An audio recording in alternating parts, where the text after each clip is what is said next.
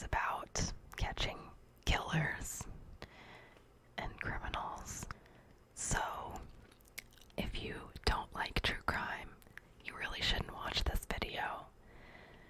And there is always the chance that there could be explicit content, and I want you to know that up front before you listen to this video.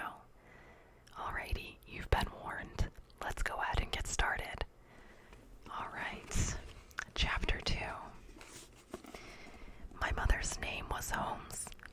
My mother's maiden name was Holmes, and my parents almost chose that as my middle name, instead of the more prosaic Edward. Other than that, as I look back, not much about my early years indicated any particular future as a Mindhunter or criminal profiler. I was born in Brooklyn, New York, near the border with Queens. My father, Jack, was a printer with the Brooklyn Eagle. When I was 8, concerned about the rising crime rate, he moved us to Hempstead, Long Island, where he became president of the Long Island Topographical Union. I have one sister, Arlene, 4 years older, and from early on she was the star of the family, both academically and athletically. I was no academic standout, generally a B-, C+ student, but I was polite and easygoing, and always popular with the teachers at Ludlum Elementary, despite my mediocre performance. I was mostly interested in animals and at various times kept dogs, cats, rabbits, hamsters, and snakes, all of which my mother tolerated because I said I wanted to be a veterinarian. Since this endeavor showed promise of a legitimate career, she encouraged me down this path. The one pursuit in school for which I did show a flair was telling stories, and this might in some way have contributed to my becoming a crime investigator. Detectives and crime scene analysts have to take a bunch of disparate and seemingly unrelated clues and make them into a coherent narrative. So storytelling ability is an important talent, particularly in homicide investigations, where the victim can't relate his or her own story. At any rate, I often used my talent to get out of doing real work. I remember once in 9th grade, I was too lazy to read a novel for an oral book report before the class. So when my turn came, I still can't believe I had the balls to do this. I made up the title of a phony book, made up a phony author, and began telling this story about a group of campers around a campfire at night. I'm making it up as I go along, and I'm thinking to myself, how long can I keep pulling this off? I've got this bear stealthily stalking up on the campers, just about to pounce, and at that point I lose it. I start cracking up and have no choice but to confess to the teacher that I'd made up the whole thing. It must have been the guilty conscience, proving I wasn't a complete criminal personality. I'm up there exposed as a fake. No, I'm going to flunk, about to be embarrassed in front of all my peers. And I can already anticipate what my mother is going to say when she finds out. But to my surprise and amazement, the teacher and the other kids are totally into the story. And when I tell them I've been making it up, they all say, "Finish it. Tell us what happens next." So I did, and walked away with an A. I didn't tell this to my own children for a long time, because I didn't want them to think that crime does pay, but I learned from it that if you can sell people your ideas and keep them interested, you can often get them to go along with you. This has helped me innumerable times as a law officer, when I had to sell my own superiors or a local police department on the value of our services.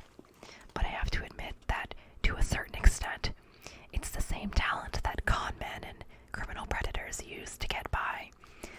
By the way, my fictitious campers did end up escaping with their lives, which was far from a foregone conclusion, since my real love was animals. So in preparation for becoming a vet, I spent 3 summers on dairy farms in upstate New York in sponsored by the university's veterinary school. This was a great opportunity for city kids to get out and live with nature, and in exchange for this privilege, I worked 70 to 80 hours a week at $15 per, while my school friends back home were sunning themselves at Jones Beach. If I never milk another cow, I won't feel a huge void in my life. All of this physical labor did get me in good shape for sports, which was the other consuming passion of my life.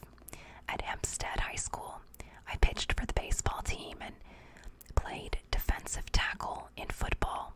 And as I look back on it, this was probably the first real surfacing of my interest in personality profiling. On the mound, it rather quickly dawned on me that throwing hard and accurate pitches was only half the battle. I had a solid fastball and a pretty decent slider, but a lot of high school pitchers had that or equivalent stuff. The key was to be able to psych out the batter, and I realized that had mainly to do with establishing an air of confidence for yourself and making the guys standing at the plate as insecure as possible. This came into play in a remarkably analogous way years later, when I began developing my interrogation techniques. In high school, I was already 6'2", which I used to my advantage. Talent-wise, we were a so-so team in a good league, and I knew it was up to the pitcher to try to be a field leader and set a winning tone. I had pretty good control for a high schooler, but I decided not to let the opposing batters know this. I wanted to appear reckless, not quite predictable, so the batters wouldn't dig in at the plate. I wanted them to think that if they did, they risked being brushed back, or even worse, by this wild man 60 feet away. Hempstead did have a good football team, for which I was a 188-pound defensive lineman. Again, I realized the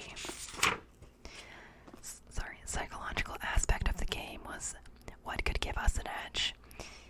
I figured I could take on the bigger guys if I grunted and groaned and generally acted like a nut. It didn't take long before I got the rest of the linemen to behave the same way. Later, when I regularly worked on murder trials in which insanity was used as a defense, I already knew from my own experience that the mere fact that someone acts like a maniac does not necessarily mean he doesn't know exactly what he's doing. True. In 1962, we were playing Wentech High School for the Thorpe Award, the trophy for the best high school football team on Long Island. They outweighed us by about 40 pounds a man, and we knew chances were good we were going to get the crap knocked out of us before a full house. So before the game, we worked out a set of warm-up drills, whose sole objective was to psych out and intimidate our opponents. We formed up in two lines, with the first man in one line tackling, practically decking the first man in the other line. This was accompanied by all the appropriate grunts and groans and shrieks of pain we could see from the faces of the Wentag players that we were having the intended effect. They must have been figuring, if these jokers are stupid enough to do that to each other, God knows what they'll do to us. In fact, the entire episode was carefully choreographed. We practiced wrestling throws so we could appear to hit the ground hard, but without getting hurt. And when we got into the actual game, we kept up the general level of craziness to make it appear we'd only been let out of the asylum for this one afternoon, and were going straight back as soon as the game was over. That's brilliant. The contest was close all the way, but when the dust finally settled, we had won 14-13 and captured the Thorpe Award for 1962. My first brush with law enforcement, in fact, my first real experience with profiling, came at age 18 when I got a job as a bouncer in a bar and club in Hempstead called the Gaslight East. I was so good at it that later I was given the same position at the Surf Club in Long Beach. At both places, my two main responsibilities were to keep out of those keep out those below legal drinking age, in other words, anyone younger than me, and to short circuit or break up the inevitable fights that crop up in places where alcohol is consumed. Standing at the door, I would request an ID from anyone whose age was questionable, then ask the person for his or her date of birth to see if it matched up. This is pretty standard procedure and it's what everyone expects, so they're all prepared for it. Seldom will a kid who's gone to the trouble of coming up with a fake ID be so careless as to fail to memorize the birth date on it. Looking straight into their eyes as I questioned them was an effective technique. With some people, particularly girls, who generally have a more developed social conscience at that age, but those who want to get in can still get past most scrutiny if they just concentrate on their acting for a few moments. What I was actually doing while I quizzed each group of kids as they got to the front of the line was discreetly scrutinizing the people about 3 or 4 rows back, watching them as they prepared to be questioned, observing their body language, noticing if they looked at all nervous or tentative. Breaking up fights was more of a challenge, and for that, I fell back on my athletic experience. If they see a look in your eyes that tells them you're not quite predictable, and you act just a little overtly screwy, then sometimes even the big guys will think twice about tangling with you. If they think you're just off enough not to be worried about your own safety, then you become a far more dangerous opponent. Almost 20 years later, for example, when we were conducting the prison interviews for the major serial killer study, we learned that the typical assassin personality is far more dangerous in certain crucial ways than the typical serial killer personality, because unlike the serial killer, who will only choose a victim he thinks he can handle and then will go to elaborate lengths to avoid capture, the assassin is obsessively concerned with his mission and is generally willing to die to achieve it. The other consideration in making people have a particular opinion of you, such as that you're irrational and crazy enough to do something unpredictable, is that you have to maintain that persona all the time on the job, not just when you think people are looking at you. When I interviewed Gary Trapnell, a notorious armed robber and airplane hijacker, at the federal prison in Marion, Illinois, he claimed that he could fool any prison psychiatrist into believing he had any mental illness. I cared to specify.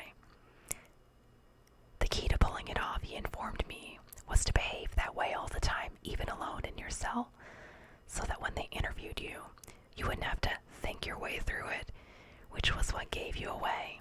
So long before I had the benefit of this type of expert advice, I seemed to have some instinct for thinking like a criminal. When I couldn't manage to scare people out of a fight at the bar, I tried to use my amateur profiling techniques to do the next best thing and head it off before it got serious. I found that with a little experience, by closely observing behavior and body language, I was able to correlate this with the sort of action that ended up breaking out into fights, so I could anticipate if an individual was about to start something in that case. Or when in doubt, I always pounced first, using the element of surprise and attempting to get the potential offender out of the building and back out into the street before he knew exactly what was happening to him. I always say that most sexual killers and serial rapists become skilled in domination, manipulation, and control, the same skills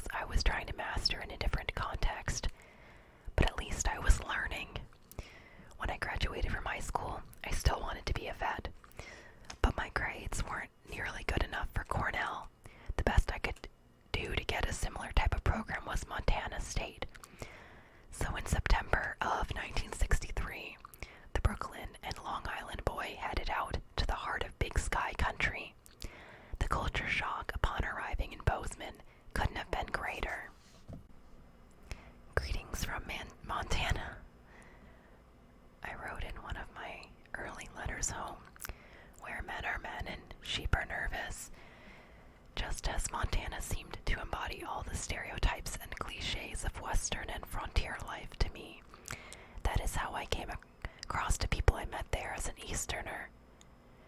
I joined the local chapter of Sigma Phi Epsilon, which was composed almost exclusively of local boys. So I stood out like a sore thumb. I took to wearing a black hat, black clothing, and black boots, and sported long sideburns like a character out of West Side Story, which was very much how New Yorkers like me were perceived in those days. So I made the most of it. At all these social gatherings, the locals would be wearing Western garb and dancing the two-step, while I had spent the last several years religiously watching Chubby Checker on TV and knew every conceivable variation of the twist. Because my sister Arlene was 4 years older than I was, she'd long before enlisted me as her practice dance partner, so I quickly became the dance instructor for the entire college community. I felt like a missionary going into some remote area that had never before heard English spoken. I had never had much of a reputation as a scholar, but now my grades hit an all-time low as I concentrated on everything but. I had already worked as a bouncer in a bar in New York, but here in Montana the drinking age was 21, which was a real come down to me. Unfortunately, I didn't let that stop me. My first run-in with the law happened when one of my fraternity brothers and I had taken out these two swell girls who had met in a home for unwed mothers. They were mature for their age. We stopped at a bar and I went in to buy a six-pack. The bartender says, "Show me your ID." So I show him this phony selective service card, carefully done from my bouncer experience. I'd learned some of the pitfalls and mistakes of false identification. The guy looks at the card and says, "Brooklyn, huh? You guys back east are big bastards, aren't you?"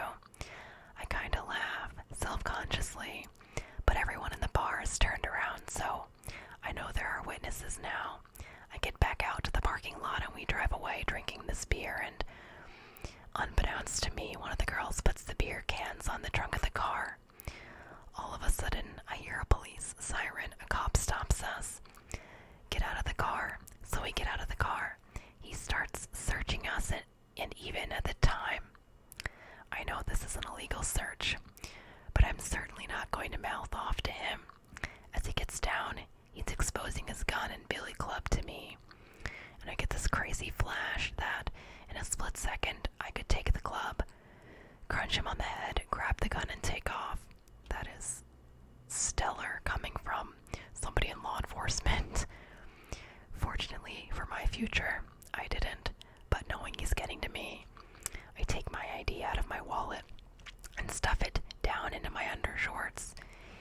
He takes all four of us back to the station, separates us, and I'm really sweating. And I'm really sweating because I know what they're doing, and I'm afraid the other guy is going to cop out on me. One of the officers says to me, "Now, son, you tell us if that guy back at the bar didn't ask for your ID. We'll go back there. We've had trouble with him before." I respond, "Back where I come from, we don't rat on people. We don't do that kind of stuff."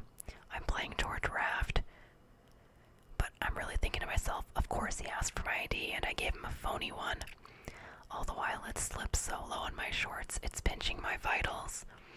I don't know if they're going to strip search us or what. I mean, this is the frontier out here as far as I'm concerned, and God knows what they do. So I quickly size up the situation and feign illness. I tell them I'm sick and I have to use the restroom. They let me go in unaccompanied, but I've seen too many movies. So when I get in there and look in the mirror, I'm afraid they're looking at me from the other side. I go and pull out the ID, then I go over to the sink and make out as if I'm throwing up in case they're watching. I go over to the stalls and flush the selective service card down the john, then come back with a lot more confidence. I ended up with a $40 fine and probation. My second encounter with the Bozeman police came my sophomore year, and it was worse. I go to a rodeo along with two other guys from back east and one guy from Montana. We're leaving at the end, driving a 62 Studebaker, and we have beer in the car, so here we go again.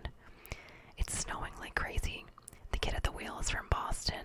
I'm in the front passenger seat, and the local is between us. Anyway, the guy driving goes through a stop sign, and wouldn't you know it, there's a cop right there. That seems to be the hallmark of my Montana life. Whatever they say about cops not being around when you need them, not true in Bozeman in 1965, or when you don't need them. So this idiot fraternity brother of mine, I can't believe it, he doesn't stop. He takes off with this cop in the back in hot pursuit. Every time we make a turn and get out of the cop's view for a second, I'm throwing beer cans out of the car. We keep driving and reach this residential neighborhood, hitting speed bumps. Boom, boom, boom. We come to a roadblock. The cop must have radioed ahead. We drive right around the roadblock, up across someone's lawn. All the time I'm yelling, "Stop the goddamn car, get me out of here." But this idiot keeps going. The car's spinning. It's still snowing like crazy. Then right behind us we hear the sirens. We reach an intersection. He slams on the brakes. The car goes into a 360 spin. The door flies open, and I'm thrown out of the car. I'm hanging by the door, and my ass is dragging in the snow on the ground. And all of a sudden, someone yells, "Run!" So we run, all in different directions. I end up in an alley where I find an empty pickup truck and get in. I'd ditched my black hat while I was running, and I'm wearing a reversible black and gold jacket. So I take it off and turn the gold side outwards for some disguise. But I'm sweating and fogging up the windows. I'm thinking, oh shit, they're going to be able to see me, and I'm afraid the owners are going to come back any minute, and out here, they probably have guns. So I wipe off a small area on the glass so I can see out, and there's all kinds of activity around the car. We've abandoned cop cars, tracking dogs, you name it. Can't believe this.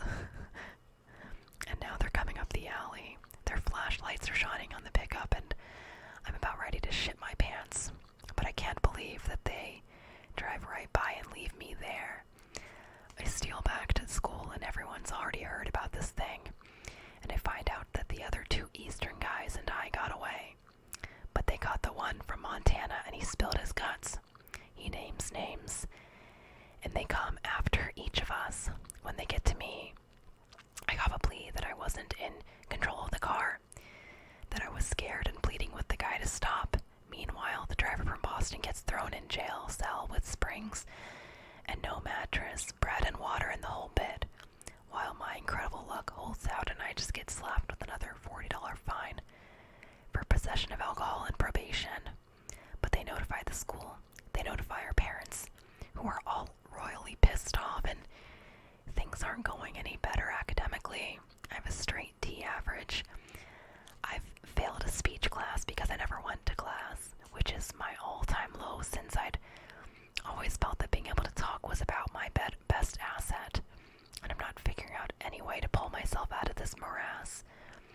By the end of the second year, it's clear that my adventures in the western wilderness is at an end. If it appears that all my memories from this period are mishaps and personal screw-ups, that's the way it seemed to me at the time. I came home from college living under the eyes of my disappointed parents. My mother was especially upset, knowing now I'd never become a veterinarian. As usual, when I didn't know what to do with myself, I fell back on my athletics and took a job lifeguarding for the summer of 1965. When the summer ended and I wasn't going back to school, I found a job running the health club at the Holiday Inn in Pachico. Not long after I started working there, I met Sandy, who worked at the hotel as a cocktail waitress. She was a beautiful young woman with a young son, and I was instantly crazy about her. She looked spectacular in her little cocktail outfit. I was still in great shape physically from all my exercise and working out, and she seemed to like me too. I was living at home, and she would call me all the time. My father would say to me, "Who the hell is calling you all hours of the day and night?" there's always this child crying and screaming in the background. Living at home didn't provide the opportunity for much action, but Sandy told me that if you worked at the hotel, you could get an unbooked room really cheap. So one day we got a room together. The next morning early, the phone rings. She answers it and I hear, no, I don't want to talk to him. As I wake up, I say, who is that? She says, the front desk. They said my husband's here and he's on his way up. Now I'm wide awake. I say, your husband? What do you mean, your husband? You never told me you were still married. She pointed out that she never told me she wasn't either, then went on to explain that they were separated. Big deal, I'm thinking as I begin to hear this maniac running down the hall. He starts pounding on the door. Sandy, I know you're in there, Sandy. The room had a window onto the hallway made of glass louvers, and he's staring at them, trying to rip them off the frame. Meanwhile, I'm looking for a place to jump from. We were on the second floor, but there's no window for me to jump out of. I ask, does this guy carry guns or anything? Sometimes he carries a knife, she says. Oh shit, that's great, I've got to get out of here. Open the door. I get into this pugilistic stance. She opens the door. The husband comes running in. He comes straight at me. But then he sees me in this silhouette in the shadows, and I must look big and tough, so he changes his mind and stops. But he's still yelling, you son of a bitch, you get the hell out of here. Figuring I've been macho enough for one day and it's still early, I say very politely, yes sir. I was just going as it was. I'd lucked out again, getting out of another scrape with my hide intact. But I couldn't avoid the truth that everything in my life was going to hell. Incidentally, I'd also cracked the front axle of my father's Saab racing my friend Bill Turner's red MGA. It was early one Saturday morning that my mother came into my room with a letter from Selective Service saying they wanted to see me. I went down to Whitehall Place in Manhattan for a military physical with 300 other guys. They had me do deep knee bends and you could hear the cracking as I went down. I'd had cartilage taken out of my knee from football just like Joe Namath, but he must have had a better lawyer. They held up the decision on me for a while, but eventually I was informed that Uncle Sam did indeed want me, rather than take my chances in the Army. I quickly signed up for the Air Force, even though it meant a 4-year hitch, figuring there were better educational opportunities there. Maybe that was just what I needed. I sure as hell hadn't made much of educational opportunities in New York or Montana. There was another reason for going for the Air Force at that point. This was 1966, and Vietnam was escalating.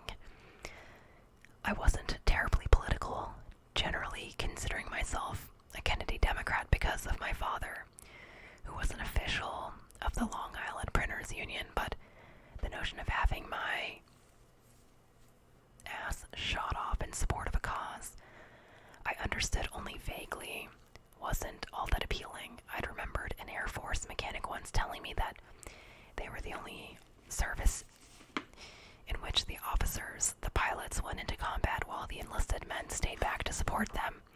Having no intention of becoming a pilot, that sounded okay to me. I was sent to Amarillo, Texas for basic training. Our flight, what an Air Force training class is called, of 50 was about evenly divided between New Yorkers like myself and Southern boys from Louisiana. The drill instructor was always on the Northerners' asses, and most of the time I thought it was justified. I tended to hang around with the Southerners, whom I found more likable and far less obnoxious than my fellow New Yorkers. For a lot of young men, basic training is a stressful experience, with all the discipline I'd experienced from coaches and team contact sports, and as much of a jerk-off as I'd acknowledged to myself I'd been the last several years, I found the DI's rap almost a joke. I could see through all his head trips and psych jobs, and I was already in good physical condition. So basic training was kind of a snap for me. I qualified as an expert marksman on the M16, which was probably a carryover from the aim I developed as a high school pitcher. Up until the Air Force, the only rivalry experience I'd had was shooting out street lamps with a BB gun as a teen. During basic training, I was developing another sort of badass reputation. Pumped up from lifting weights and with my head shaved close, I became known as the Russian Bear. A guy in another flight had a similar reputation, and someone got the bright idea that it would be good for base morale if we boxed each other. The bout was a big event on base. We were very evenly matched, and each of us refused to give an inch. We ended up beating the holy hell out of each other, and I got my nose broken for the third time. The first two having come during high school football. For whatever it was worth, I ended up third out of the 50 in my flight. After basic training, I was given a battery of tests and told I was well qualified for radio intercept school, but radio intercept school was filled, and I didn't feel like waiting around until the next class began. So they made me a clerk typist, even though I couldn't type. There was an opening in personnel at Cannon Air Force Base about 100 miles away outside of Clovis, New Mexico. So that's where I ended up, spending all day long pecking out DD-214s. Sorry, outside is making noise. Military discharge papers with 2 fingers, working for this idiot sergeant and saying to myself, I have to get out of here. Again, here's where my luck comes in. Right next door to personnel was special services. When I say this, most people think of special forces like the Green Berets, but this was special services, specifically special services athletics. With my background, that seemed an excellent way to defend my country in its time of need. I started snooping around, listening at the door, and I hear one of the guys in there saying, "This program's going to hell, we just don't have the right guy." I'm thinking to myself, this is it. So I walk around, knock on the door, and say, "Hello, I'm John Douglas. Let me tell you a little about my background." As I talk, I'm looking at them for reactions and profiling the kind of guy they want, and I know I'm clicking because they keep looking at each other like, this is a miracle, it's exactly what we want. So they get me transferred out of personnel, and from that day forward, I never had to wear a uniform. They paid me extra money as an enlisted man for running all the athletic programs. I became eligible for Operation Bootstrap, where the government paid 75% of my education costs to go to school at nights and on weekends, which I did, at Eastern New Mexico University in Portales, 25 miles away. Since I had to overcome my D average from college, I had to get all A's to stay in the program. But for the first time, I felt as if I had some focus. I did such a good job of representing the Air Force in such rigorous sports as tennis, soccer, and badminton that eventually they put me in charge of the base golf course and pro shop, even though I'd never played a hole in my life. But I did look great running all the tournaments in my Arnold Palmer sweaters. One day the base commander comes in and he wants to know what compression ball he should use for this particular tournament. I had no idea what he was talking about, and like my 9th grade book report almost 10 years before, I got found out. "How in the hell did you end up running this thing?" he wanted to know. I was immediately taken off golf and moved into women's lapidary, which sounded exciting until I found out it meant stonework. I was also put in charge of women's ceramics and the officers' club pool. I'm thinking, these officers are flying over Vietnam getting their asses shot, and I'm in here getting chairs and towels for their flirtatious wives and teaching their kids how to swim, and they're paying me extra for this while I get my college degree. My other responsibility seemed to harken back to my bouncer days. The pool was next to the officers' bar, which was often full of young pilots training with the Tactical Air Command. More than once I had to pull wild, drunken pilots off of each other or off of me. About 2 years into my Air Force hitch, while I was pursuing my undergraduate degree, I found out about a local association that helped handicapped children. They needed help with their recreational programs, so I volunteered once a week, accompanied by a couple of civilian staffers.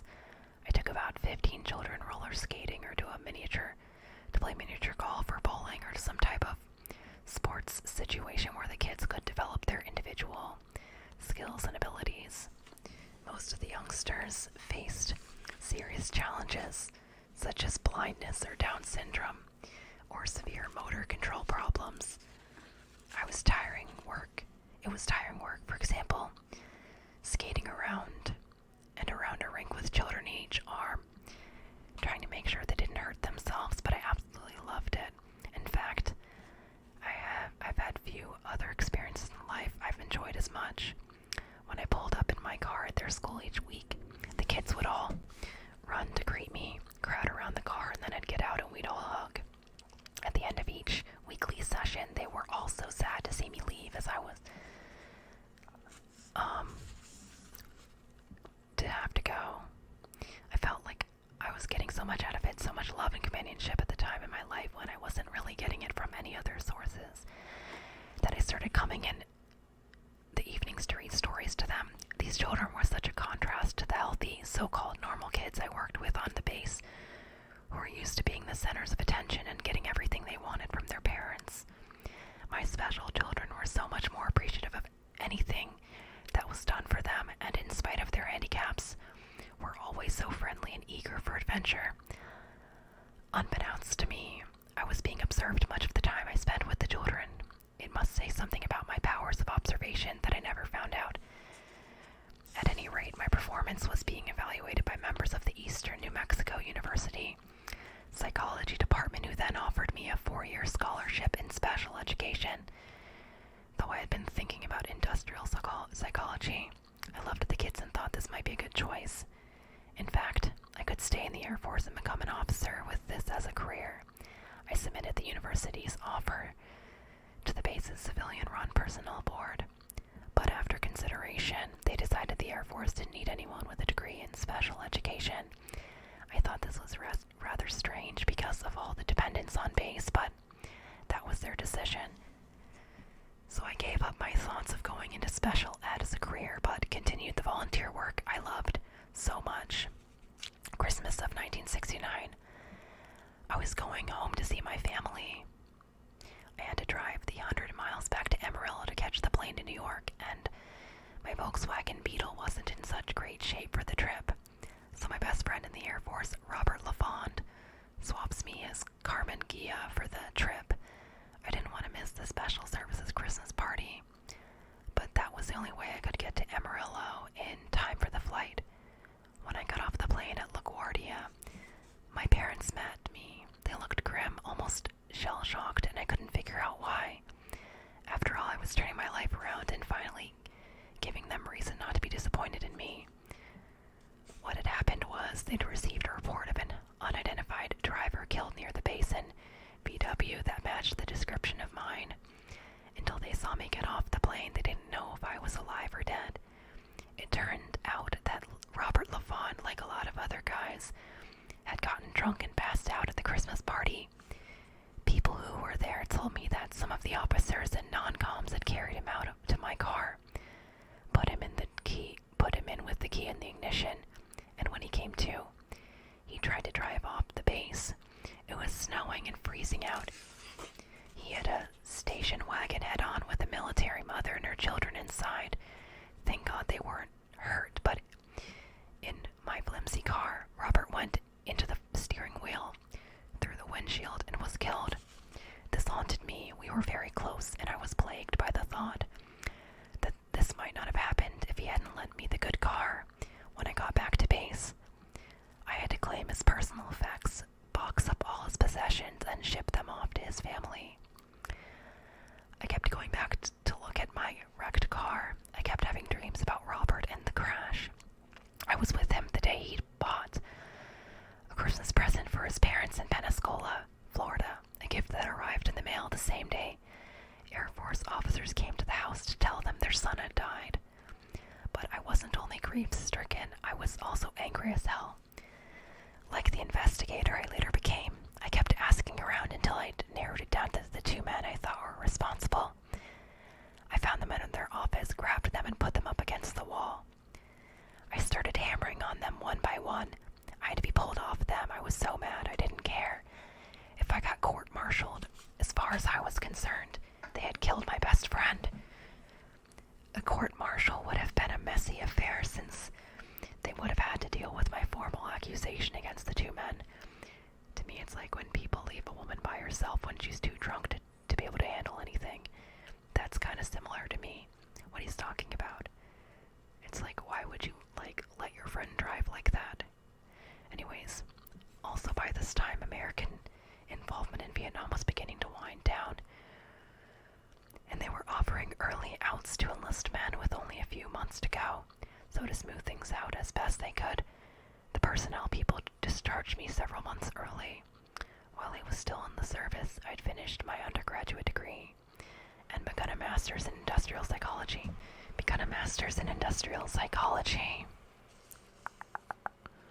Now I was living on the GI Bill in a $7 a week windowless basement.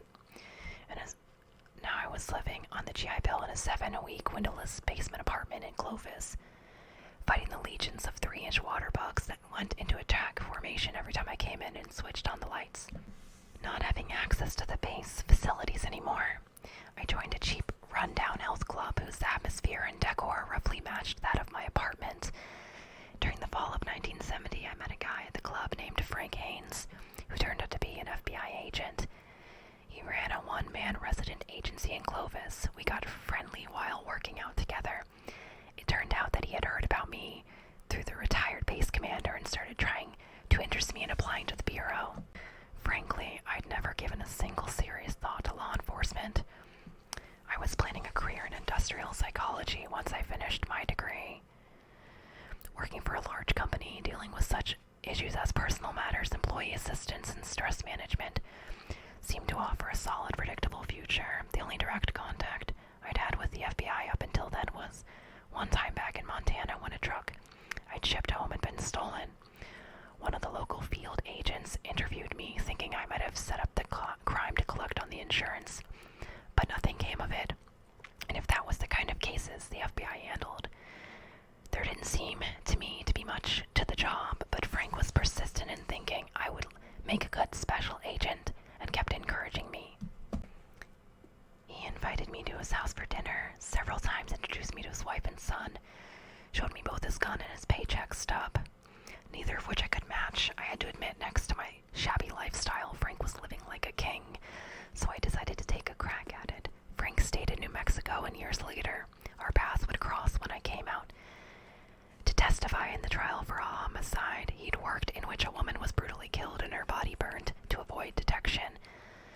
But in the fall of 1970, this kind of action was far from my mind. Frank sent my application to the field office in Albuquerque.